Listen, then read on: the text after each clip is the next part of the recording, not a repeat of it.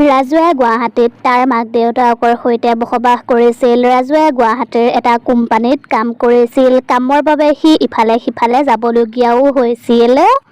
এবাৰৰ কথা, এদিন ৰাজু কামৰ বাবে দিল্লীলৈ যাবলগীয়া হৈছিল আৰু সি তাত কাম কৰি থাকোঁতে বহুত দেৰি হৈ গৈছিল। আৰে বাপৰে, বহুত দেৰি হৈ গ'ল দেখোন।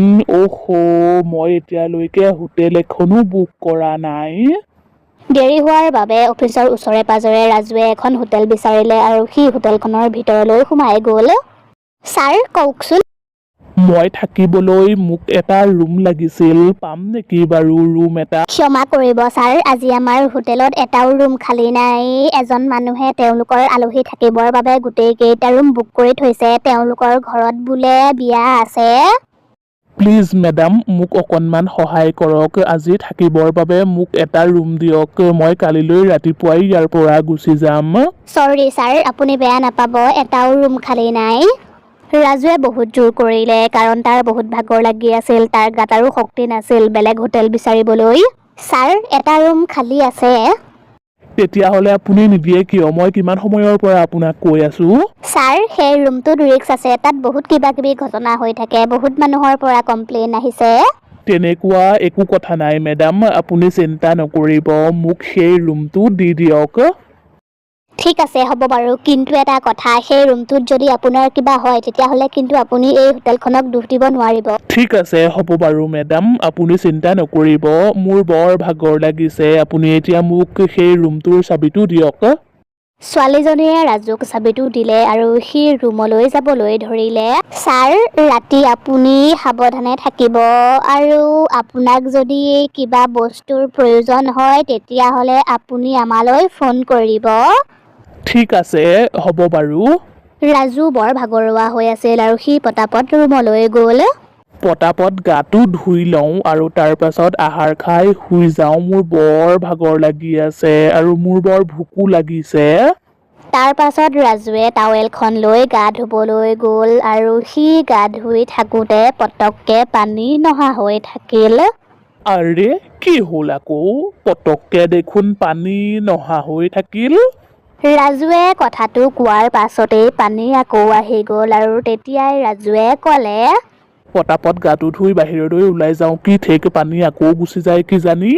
গা ধুই আহি ৰাজুৱে টিভিটো লগালে আৰু টিভিটোৰ গোটেইবোৰ চেনেলতেই ভূতৰ কাহিনী দি আছিল। আজি চিনেমা এখনকেই চাওঁ নহ'লে। ৰাজুৱে টিভিত এখন ভূতৰ চিনেমা লগালে আৰু তাৰ বৰ ভোক লাগিছিল। এতিয়া আহাৰ খাই লওঁ। ৰাতিপুৱাৰে পৰা কাম কৰি কৰি ভাগৰ লাগি আছে। সোনকালে আহাৰ খাই শুই যাওঁ। তাৰ পাছত ৰাজুৱে হোটেল মেনেজাৰলৈ ফোন কৰিলে আৰু খোৱা বস্তুৰ অৰ্ডাৰ দিলে। Hello' madam. হয়, কওকচোন, আপোনাক কিদৰে সহায় কৰিম? তাৰ পাছত ৰাজুৱে তাৰ খোৱা বস্তুৰ অৰ্ডাৰটো দিলে আৰু তাৰ পাছত সি ৰুমলৈ গৈ টিভি চাবলৈ ধৰিলে। আধা ঘণ্টামানৰ পাছত তাৰ ৰুমৰ কলিং বেলটো বাজিলে আৰু ৰাজুৱে টিভি চাই আছিল। কলিং বেলটোৰ শব্দ শুনি ৰাজুৱে ক'লে, মোৰ চাগে খোৱা বস্তু আহি গ'ল। তাৰ পাছত ৰাজুৱে গৈ দুৱাৰখন খুলিলেগৈ আৰু দুৱাৰখন খুলি সি দেখিলে বাহিৰত কোনোৱেই নাই। তেতিয়াই সি ক'লে, বাহিৰত দেখোন কোনোৱেই। ৰাজুৱে দুৱাৰখন বন্ধ কৰিলে আৰু তাৰ পাছত আহি সি বিচনাত বাগৰ দিলেহি আৰু কিছু সময়ৰ পাছতেই আকৌ বেলটো বাজিল। বেল বজাৰ শব্দ শুনি ৰাজুৱে আহি দুৱাৰখন খুলিলেহি আৰু দেখিলে এইবাৰো বাহিৰত কোনো নাই। নিশ্চয় আশে-পাশে থকা ৰুমবোৰত সৰু ল'ৰা-ছোৱালী আছে। সিহঁতেই চাগে বদমাচি কৰি আছে। তাৰ পাছত ৰাজু আহি ৰুমত বহিছিলহি। তেতিয়াই ৰুমটোৰ লাইটটো ধিমিক-ধামাক কৰিবলৈ ধৰিলে। আৰে, এইখন কেনেকুৱা হোটেল? কোনোবা সময়ত পানী গুচি যায় আৰু এতিয়া লাইটটোৱে এনেকুৱা কৰিছে। ৰাজুৱে হোটেল মেনেজাৰলৈ ফোন কৰি কথাটো ক'লে আৰু সি কথাটো কোৱাৰ পাছতেই লাইটটো আহি গ'ল। মেডাম, লাইটটো আহিল, কিন্তু মোৰ খোৱা বস্তুখিনি অলপ সোনকালে পঠিয়াবলৈ চেষ্টা কৰকচোন। মোৰ বৰ ভোক লাগি আছে। ছাৰ, 5 মিনিটৰ পাছতেই আপোনাৰ খোৱা বস্তু পাই যাবগৈ। ঠিক 5 মিনিটৰ পাছতেই ৰাজুৰ ৰুমটোৰ বেলটো বাজিল আৰু ৰাজুৱে গৈ দুৱাৰখন খুলিলেগৈ। ছাৰ, আপোনাৰ খোৱা বস্তু আনিছোঁ। টেবুলত থৈ আহকগৈ। ৱেটাৰজনে খোৱা বস্তুখিনি টেবুলত থৈ আহিলেগৈ আৰু তাৰ পাছত ৰাজুৱে বহি লৈ খোৱা বস্তুখিনি খাবলৈ ধৰিলে আৰু খাই থাকোঁতেই তাৰ পানী পিয়াহ লাগিল। তাৰ পাছত ৰাজুৱে ফোন কৰি পানী অৰ্ডাৰ কৰিলে আৰু সি ফোনটো থোৱাৰ পাছতেই তাৰ ৰুমৰ বেলটো বাজিল। এইমাত্ৰ অৰ্ডাৰ কৰিছিলোহে, ইমান পটককে আহি গ'ল নে? ৰাজুৱে দুৱাৰখন খুলিলে আৰু দেখিলে বাহিৰত ৱেটাৰজন ৰৈ আছে। ৰাজুৱে ৱেটাৰজনৰ পৰা পানীখিনি ল'লে আৰু দুৱাৰখন বন্ধ। তাৰ পাছত ৰাজুৱে বহি লৈ টিভি চাবলৈ ধৰিলে আৰু সি টিভি চাই থাকোঁতে গম পালে বাথৰুমত শ্বাৱাৰৰ পৰা পানী পৰি আছে। এই হোটেলখনৰ চাগে পানীৰ টেপবোৰ বেয়া হৈ আছে, সেইবাবেহে কোনোবা সময়ত পানী আহে আৰু কোনোবা সময়ত গুচি যায়।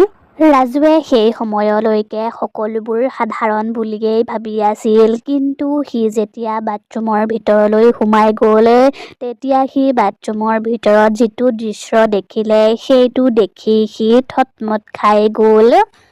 বাথৰুমৰ ভিতৰত শ্বাৱাৰটোৰ ওপৰত এজনী ভয়ানক চুৰেল বহি আছিল আৰু তেতিয়াই সেই চুৰেলজনীয়ে আহি ৰাজুৰ ডিঙিত ধৰি ল'লেহি। তোক দেখোন এই ৰুমটোত থাকিব নালাগে বুলি কৈছিল, কিন্তু তইহে নামানি এই ৰুমটোত থাকিবলৈ গুচি আহিলি। এতিয়া মই তোক মাৰি পেলাম, আজি তোৰ শেষ দিন। নাই নাই, তেনেকুৱা একো নকৰিব, মোক এৰি দিয়ক মোক। ৰাজুৱে তাৰ ডিঙিৰ পৰা চুৰেলজনীৰ হাতখন আঁতৰাবলৈ বহুত চেষ্টা কৰিলে। আজি মই তোক নেৰো, তই যিমান জোৰ কৰিলেও একো লাভ নাই। ৰাজুৱে চুৰেলজনীৰ হাতখন এৰুৱাই তাৰ পৰা পলাবলৈ চেষ্টা কৰিলে। পলা ইয়াৰ পৰা। ৰাজুৱে সেই ৰুমটোৰ পৰা বাহিৰলৈ ওলাই আহিবলৈ দুৱাৰখনৰ ওচৰলৈ আহিলে আৰু সি দুৱাৰখন খোলোতেই গম পালে দুৱাৰখন বাহিৰৰ পৰা বন্ধ হৈ আছে। মৰিলো, কোন আছা? মোক বচোৱাহি মোক। পলাবি তই, পলা, সোনকালে পলা। ৰাজুৱে দুৱাৰখন খুলিবলৈ বহুত চেষ্টা কৰিলে, কিন্তু সি দুৱাৰখন খুলিব নোৱাৰিলে। হে ভগৱান, এইবোৰ মোৰ লগত কি হৈছে বাৰু? তাৰ পাছত ৰাজু পটাপট ফোনটোৰ ওচৰলৈ গ'ল হোটেল মেনেজাৰলৈ ফোন কৰিবলৈ, কিন্তু চুৰেলজনীয়ে ফোনটোৰ নেটৱৰ্কটো কাটি থৈছিল। হে ভগৱান, আজি চাগে মই মৰিম আৰু। কোন আছা? মোক বচোৱাহি।